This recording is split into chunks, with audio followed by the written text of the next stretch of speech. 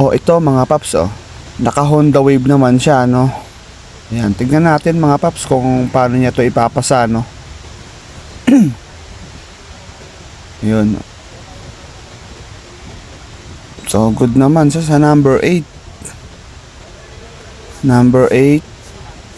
Yung angkas niya medyo ano no, hindi ko paano ano nito tawag dito sa ganitong klase pag-angkas na. Pero buti kaya ni rider eh. Buti magaling din si rider. Parang kumukontra yung angkas niya. Parang nagbabalance din yung angkas niya. Dapat hindi ganyan.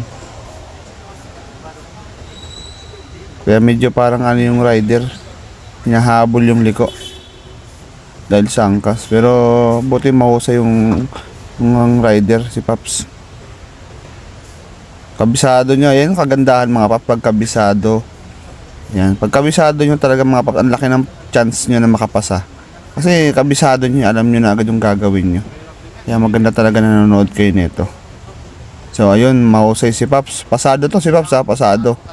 Okay to si Paps. Mahusay, congratulations Paps. Ganun lang mga Paps, no. Mas maganda bago nyo gawin to, kabisado nyo talaga. Gaya nito ni Paps, no. Kahit naalanganin yung angkas niya, pero kayang-kaya niya dahil kabisado niya. Congrats.